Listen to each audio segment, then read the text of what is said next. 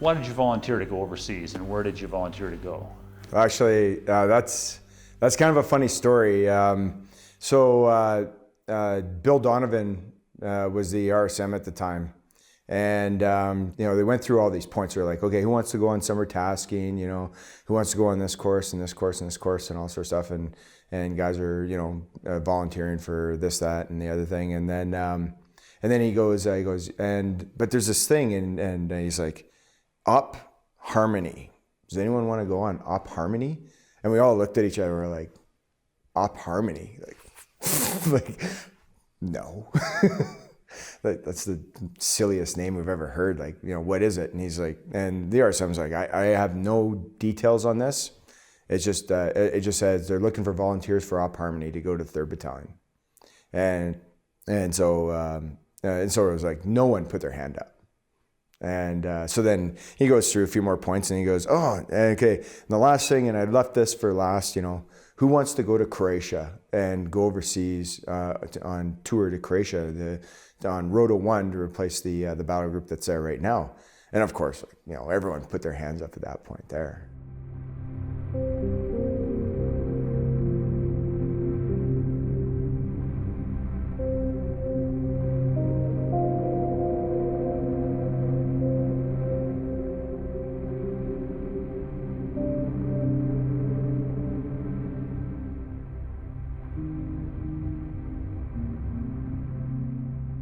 One of my aunts actually says, what are you trying to do, go out and get killed or something like that? And basically I think what happened necessarily is my father, I think, stepped in and just basically said, like, you people can either support him or you're dead to me. They estimated that 10% of us would be killed and not come back based on some of the gunfights and the amount of hostility that they had on the first tour, and we were only the second tour. We had a really different feel to it. I think a lot of us were anticipated and nervous. Nobody showed fear because we were Army guys and we were in a unit. We were tough that way. But I know myself personally, I was quite worried. But I think every one of us, and I know myself, I had to settle it in my heart that I am going to do this thing, and I am going to help Canada. I am going to go for a greater cause outside of myself. And I do want to help these people who can't help themselves, the general populace. I think my marriage is on the rocks already. So I told my wife, I said, well, this is either going to make us or break us, and it broke us. So leaving my kids was the toughest decision. My dad did, him and I went to the pub, and this is in London, Ontario. And so we went down to the pub, and I was like, I can't involve Mom into this. You're the only one I can talk to about this. And I gave him the envelope that had all my funeral arrangements and all that sort of stuff in it. And looking, the look on his face was pretty tough. I didn't really see the impact of it at all. I was too self-absorbed and looking into, what I wanted to do and what I wanted to accomplish.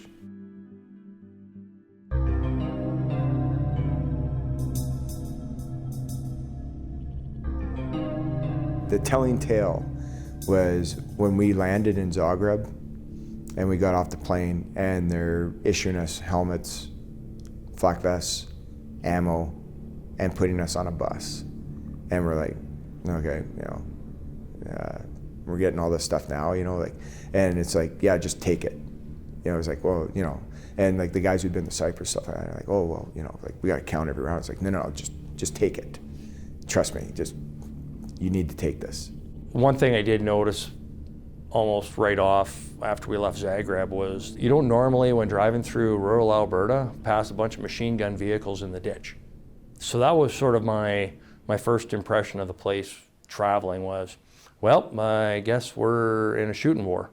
We pulled into Camp Palm, and the mud was in the parking area.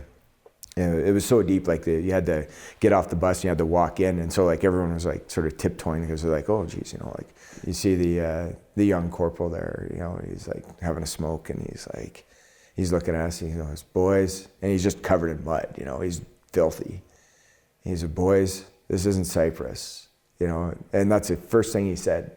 To my surprise, we were actually living in a tent inside the ballroom of the hotel because they didn't quite have all the holes plugged yet. The smell of the place, it's like walking through an old ruined building. You know, that kind of must, that mold, rotting garbage, a very eclectic number of smells all kind of jammed together. Getting to know the populace, talking with the locals. They would always offer you a drink of whiskey, of their Slivovitz whiskey, which was plum brandy. So we would always have a designated guy who would drink. And honestly, it seems silly, but they would not respect you or talk with you if you wouldn't at least have a drink with them. It was just a European culture. And so when we first got there, of course, if we had a little bit of their stuff, it would just knock our guys out, make them drunk immediately because their stuff was so potent.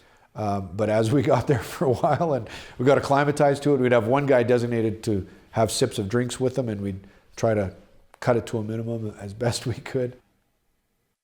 Our sea can was the third one in from the road. As we were started unloading, pulling stuff out of there, the first artillery rounds impacted just across the road from us. And I'm in charge, I had no clue where any shelter was, so we just sat in the sea can and waited for the shelling to stop. So it lasted probably, 10, 15 rounds came in. And the debris was falling on top of the sea can. A young guy that was with us turned around and said, "Well, this sea can's going to protect us, right?" I just laughed and turned the conversation to something else.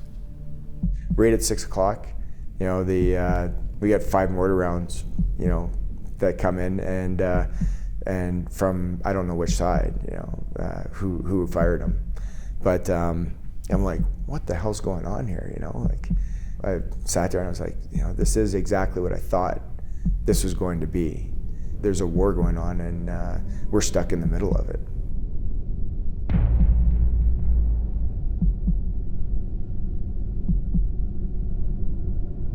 If they've got weapons and they're pointing them at us and they're not engaging us though, then where's that line between where you shoot back? Or do you even start to shoot? Or do you even raise your weapons in a aggressive manner? It's very diplomatic in some situations. I remember one of our section commanders had drawn his weapon because somebody had reached in his pockets and he yelled at him, "Stani, stani," or "Stoi, stoi," stay, stop, stop. And he pulled out 2 hand grenades and quickly put his fingers in the pins and was like holding them and screaming at us in another language that we couldn't understand, coming closer and closer. And the master corporal and the sergeant both have their weapons pointed right at him, and he's got 2 grenades and he's screaming, and it was escalating really bad. And in that situation, he just looked like a civilian guy. Like, how do you know what his intentions are? And you can't understand what he's saying. I can't remember if they tackled him or he finally settled down and took his fingers out and put them back in his pockets or whatever. And then they arrested him. Basically, we did a lot of stuff like what the police would do. We would lay them down, put their arms behind their back, use those plastic zap straps for handcuffs. You can't break those things or or tie their thumbs together or whatever. Somebody from the Croatian side actually came down and burnt the house down. We were worried that there was somebody in there, so we kind of followed the hard pack because we were worried about mines, to the fact that we weren't walking off of concrete very much. So we took a calculated risk to kind of look around to try and do the best we could to make sure there was nobody actually left in this building, and the heat was too much that we wouldn't have got in there anyway.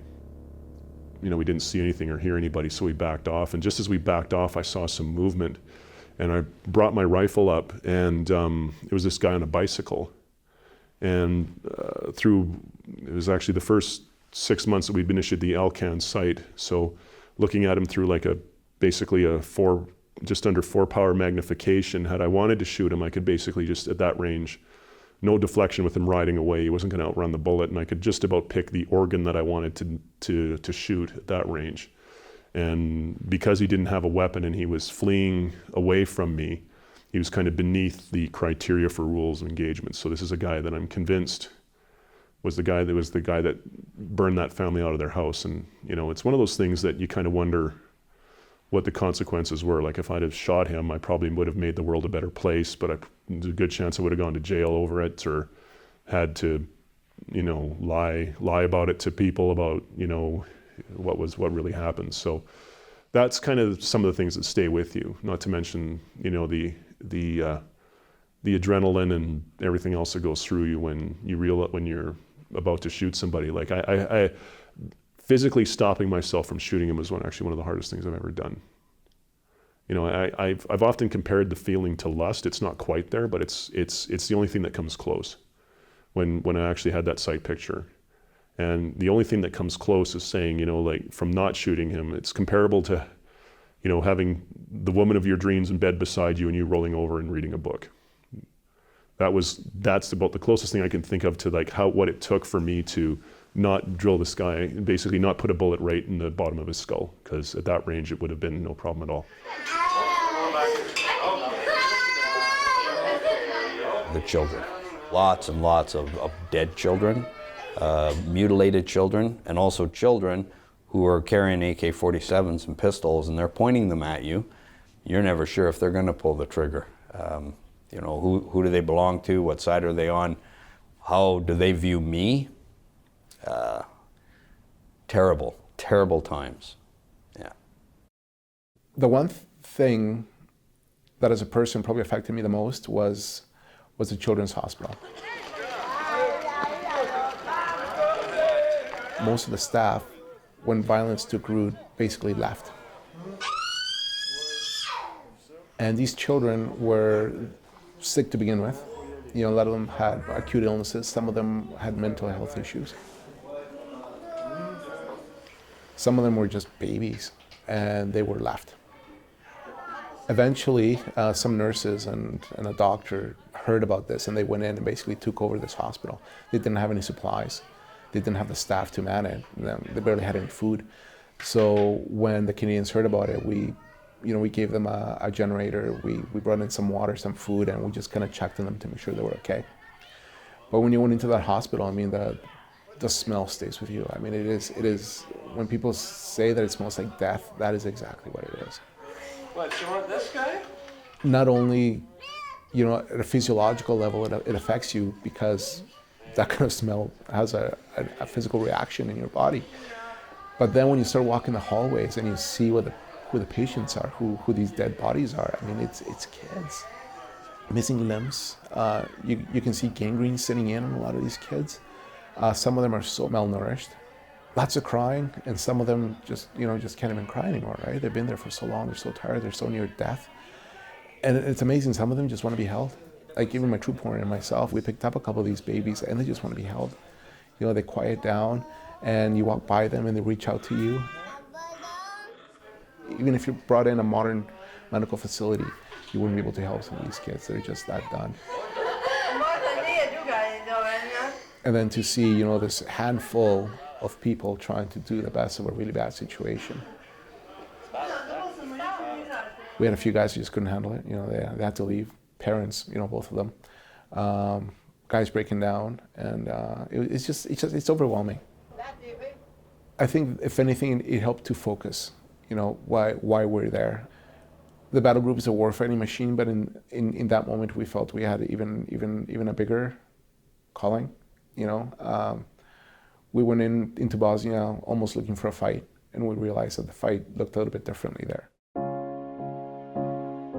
We were willing to fight if we needed to fight, but that our energies were spent better elsewhere, and mainly to stop that from happening again, and secondly to help these people in whatever way we could.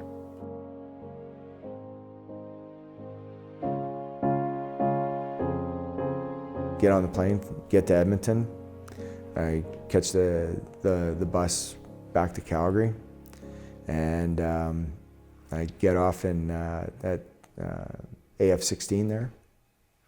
Just the only guy, like, no one's there. I'm like just looking around. I've got no place to live. I have no family, and because all my family's in Ontario, you know, and I'm like, what do I do now? So I called up a girl that I knew and stayed at her place. There's some guys just, as soon as they got home, they cut loose and never seen again. So I have to wonder how they're making out, how they deal with it. I just felt alone, like just empty and alone, and a lot of guys probably felt that. They came back from working as a full-time soldier to being a part-time soldier. Nobody you work with or go anywhere with knows anything of what you just did. Whereas if you came back as the group of full-time guys and you all worked together and lived together and stayed together for the next few months or years or whatever, you all knew what you just came from, and you could talk about it together and maybe sort it out or help. It would help. So there was that struggle. I remember, I think I applied for EI for about a month and a half. There was a little pool hall up the street. I'd go over there and shoot a few games of pool by myself and just grab a Subway sandwich and walk around listless and not knowing what to do with life. Where do I go? What do I head? I still had family in my life. They were in another province. I still had a couple of friends, and I was in the reserves still, so I still worked in the reserves. But you'd see them Wednesday nights and every second weekend, so there's big gaps in there to fill. What do you do? Like, what do you do? Who do you talk to? What do you do? So, yeah, I was very lonely and upset, and just kind of felt like your part of your body been cut off, because these guys you'd spent 9 months with, you're instantly by yourself. As intense as that experience was, it was fleeting. That wasn't my life. It couldn't define me, and it wouldn't define me, and I had to get my shit together and get back to school and do something to build a life on. But I really didn't want to. I fought it. I knew it cognitively that that's what I wanted to do, but emotionally it wasn't there. So what happens when that happens is you drink a lot, like a lot of my friends did.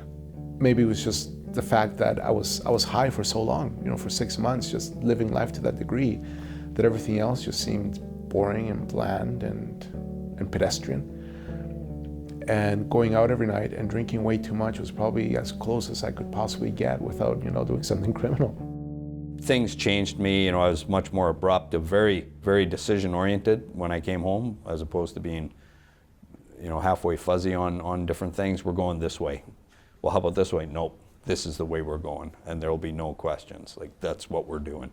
And that's a skill I think I learned when I was there, because there was no second guessing. You make a decision and just make it the best decision, and away we went. And everyone survived in my troop, so good to go. I must have done something right. The debrief was one captain and me and Paul Nichols. So we go in there and we sit down, and this is our psychological debrief, I'm guessing. And the guy looks at us and says, so when you're sitting in church on Sunday morning, does the smell of death overcome you?